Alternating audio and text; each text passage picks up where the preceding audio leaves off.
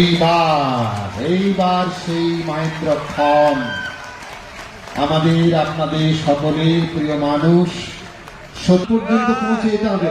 জোরে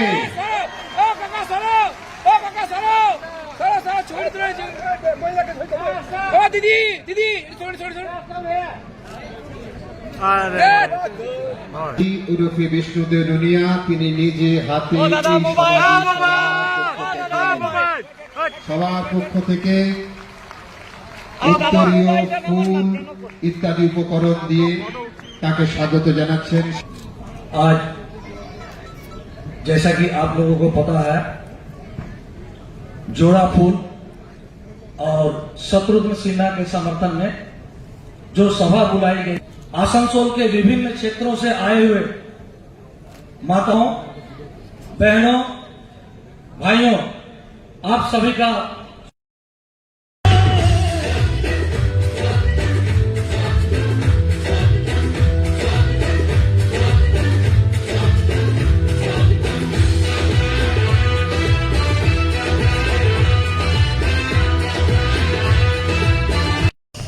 जो हम लोग का बाबा साहेब अम्बेडकर जो संविधान को रचना करके दिया था, जो हक देके दिया था, ये हक को हम लोग का बरकरार रखना है।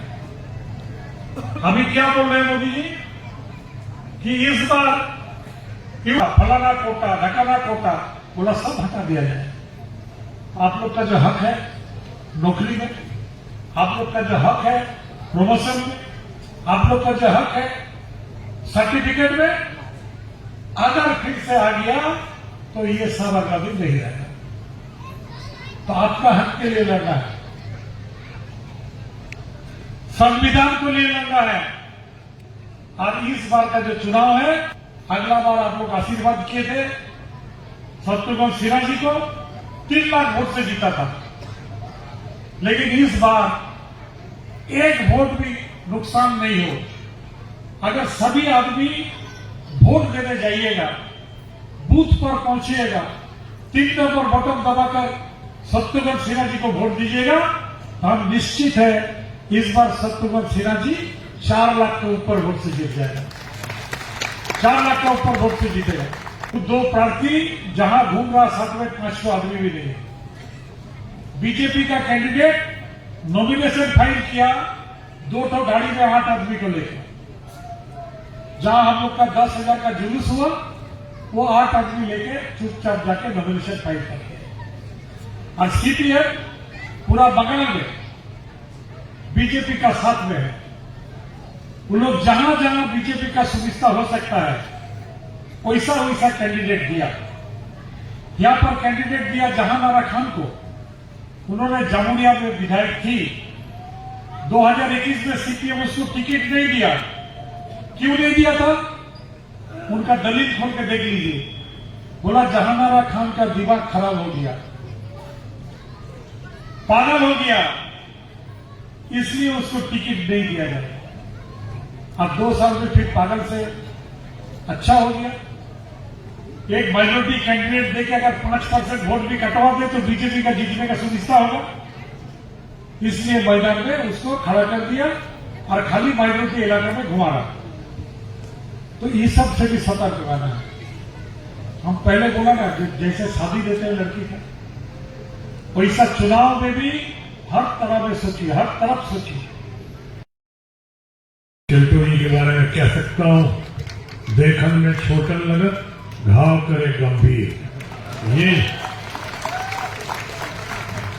ये है, या अपनी भाषा में ये भी कह सकता था शिल्टो जी को कि बहुत ज्ञान है शिल्टो, बहुत ज्ञान है।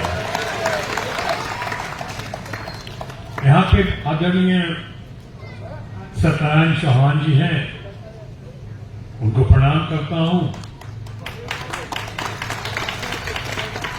इस कार्यक्रम में बाकी समाज के साथ साथ नोनिया समाज या नोनिया समाज के मुखिया, नेता, हमारे अजीज, हमारे अपने, उनको प्रणाम करने से पहले मैं उनकी धर्म पत्नी जो यहाँ मौजूद हैं उनको प्रणाम करता हूँ, उनका सम्मान पूर्वक उनका स्वागत करता हूँ।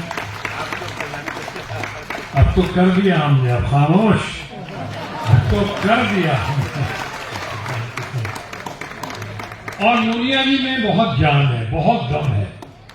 यानी मैं बंगाल की नेता या नेत्री जो सबसे लोकप्रिय हैं, सबसे मजबूत है, सबसे पावरफुल है, सबसे पॉपुलर है, सबसे इंपॉर्टेंट है, सबसे प्रोमिनेंट है, ऐसी हमारी जो नेता हैं या नेत्री हैं बंगाल की, आयरन लेडी, लेकिन ममता बनर्जी, उनके बारे में मैं हमेशा कहता हूं कि दमखम वही, चमखम वही, कदकाट वही है, तलवार पुरानी है मगर काट वही है। ऐसी हमारी ममता बनर्जी जी। तो आज उसके बाद मैंने एक रूप नूनिया जी का भी देखा, जो संक्षेप में अपनी बातें रखी, लोगों को मंत्रमुग्ध किया, लोगों को बहुत प्रभावित किया, बहुत ही अच्छा लगा। तो मैं नूनिया जी का भी बहुत दिल से स्वागत करता हूं। यहाँ पे और जितने समाज के लोग हैं, भिन्न समाज है, पासवान समाज के लोग कुछ आ नहीं पाए हैं, जो आए हैं उनका स्वागत करता हूं, चौहान समाज के लोग हैं, और सबसे ज्यादा मैं अपना परिवार, ये श्रमिक परिवार, ये कोयला खादान का परिवार, ये परिवार जो हमारा और हमारे जरिए यहाँ के ममता जी का बहुत बड़ा प्रशंसक और समर्थक है, उस परिवार को मैं तहे दिल से प्रणाम करता हूँ, बहुत बहुत आभार प्रकट करता हूँ आपके आने के लिए। एक दो लोगों का नाम अगर छूट गया हो तो मैं क्षमा भी चाहता हूँ। वो चूंकि इतने देर से बात चल रही है, कभी कभी स्वाभाविक होता है एक दो नाम स्लिप कर जाता है। इसका मतलब ये नहीं कि मैं उनका स्वागत नहीं कर रहा, मैं बहुत खुशी हुई और सबों ने बड़ा अच्छा भाषण दिया। मलय बाबू तो खैर मैजिक मैन कहता ही उनको, लेकिन अभिजीत ने भी बहुत गजब का भाषण दिया। उन्होंने भी सारी बातों को रखी, इसलिए मुझे मेरे ऊपर बोझ कम पड़ गया है। अब मुझे बहुत ज्यादा बोलने की आवश्यकता नहीं है, समय का तकाजा भी है, इसलिए मैं अपनी बातों को बहुत ही संक्षेप में रखूंगा। मैं अपने इरादों के बारे में क्या कहूं यहां पे। मेरे इरादे बहुत नेक हैं और बहुत बुलंद हैं, और मैंने ये बातें देश के बहुत सारे नेता नेत्रियों से सीखा है, लेकिन बहुत ज्यादा मैंने सीखा है ममता जी से। और ये भी सीखा है कि कोई कहता है तो करता है, जो करता है वही कहता है। अगर कोई गारंटी ममता जी की होती है तो 100% गारंटी होती है। मोदी जी की गारंटी में जरा भी दम नहीं है, सच्चाई नहीं है, तथ्य नहीं है, सत्य नहीं है। मैं मोदी जी को बहुत अच्छी तरह जानता हूं, मैं उनको हमेशा दोस्त कहता हूं, सालों से हम लोग सहयोगी रहे हैं, मैं उनके साथ बहुत काम कर चुका हूं और वो भी हमारे साथ बहुत कुछ कर चुके हैं। लेकिन इस वक्त मामला दोस्त का नहीं है, इस वक्त मामला देश का है। इस वक्त मामला जो है सैद्धांतिक है, इस वक्त मामला व्यक्तिगत नहीं है। जैसा मलय बाबू कह रहे थे कि मोदी जी ने कितनी गारंटी दी पहले, उनको दोहराऊंगा नहीं, एक भी गारंटी पे खरा नहीं उतरा, एक भी गारंटी भी उनकी वारंटी नहीं आई। प्रोपेगेंडा है, और इस तरह की बातें जो हो रही हैं उसको हम कह सकते हैं कि प्रधानमंत्री कम दिखते हैं, वो प्रचार मंत्री ज्यादा दिखते हैं। प्रचार करते हैं, प्रचार कर रहे हैं। ठीक ही तो किसी ने कहा था अभी, शायद नूनिया जी ने कहा था या उनके पहले किसी ने कहा था कि 10 साल हो गए हैं, पूरे विश्व में कोई भी लोकतंत्र ऐसा होगा जिसका प्रधानमंत्री 10 साल से एक भी प्रेस कॉन्फ्रेंस नहीं किया है, और अगर एक दो कर दिया, एक दो पत्रकारों से बात कर ली, तो ऐसा लोगों का मानना है कि वो गोदी मीडिया के रहे या मोदी मीडिया के रहे। ऐसा कोई पत्रकार जो दमदार हो, शानदार हो, जानदार हो, कोई रवीश कुमार हो, कि कोई साहब करण थापर हो, कि ऐसे बहुत सारे लोग हैं, क्या इनसे कभी बात की इन्होंने?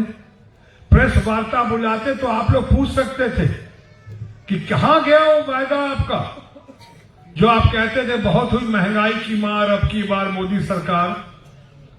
कहां हुआ क्या? बहुत हुआ महिलाओं पे अत्याचार, अब की बार मोदी सरकार। कहां गया वो वायदा आपका कि बहुत हुई डॉलर पे डीजल की, बहुत हुई पेट्रोल डीजल की मार, अब की बार मोदी सरकार। कहां गया आपका वायदा? आपने कहा था डॉलर को एकदम रुपए की कीमत के बराबर लेके आएंगे। कुछ नहीं हुआ, वो सब कुछ नहीं हुआ। एक भी प्रेस कॉन्फ्रेंस नहीं करते।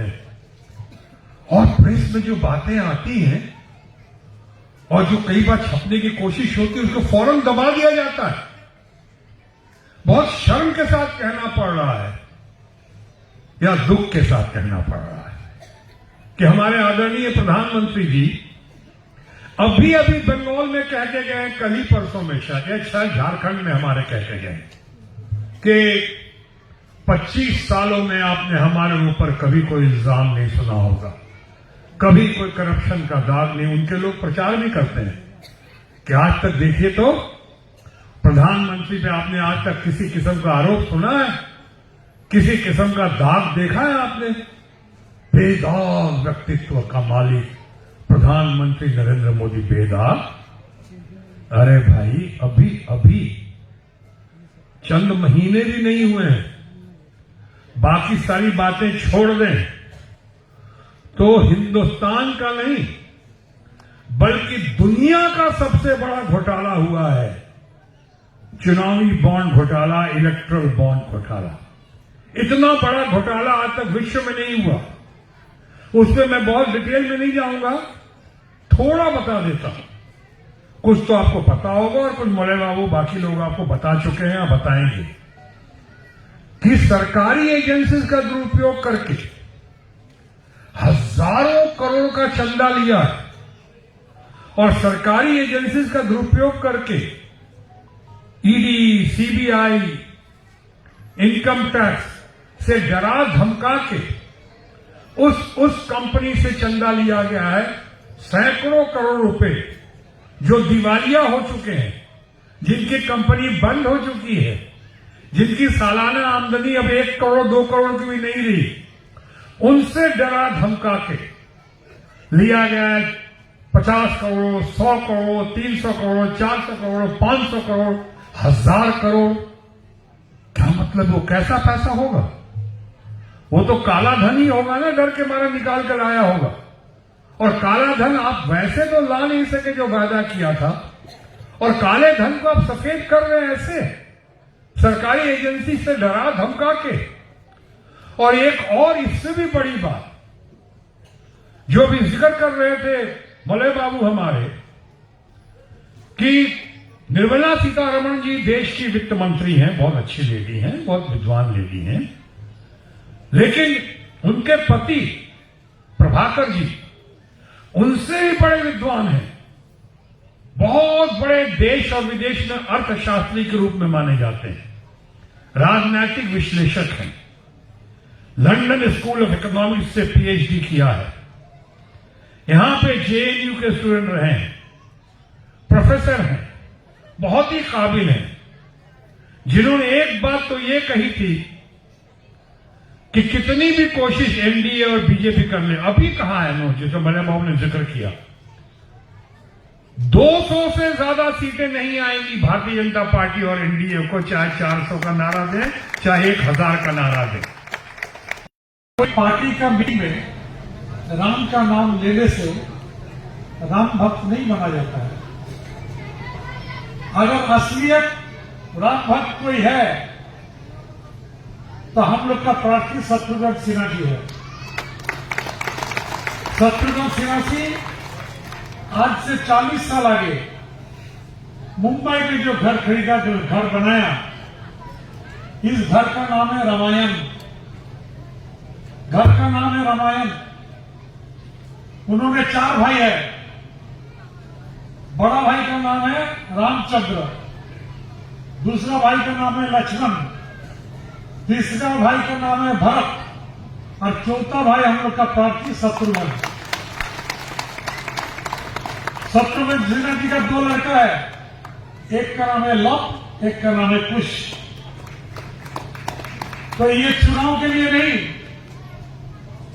ये वोट के लिए नहीं, ये राजनीति के लिए नहीं, ये राम भक्त अपना दिल से 40 साल आगे से रामचंद्र का पूजा करते हुए, रामचंद्र को भगवान मानते हुए, अपना परिवार को रामचंद्र का परिवार का जितना नाम है उस नाम से चलते हैं।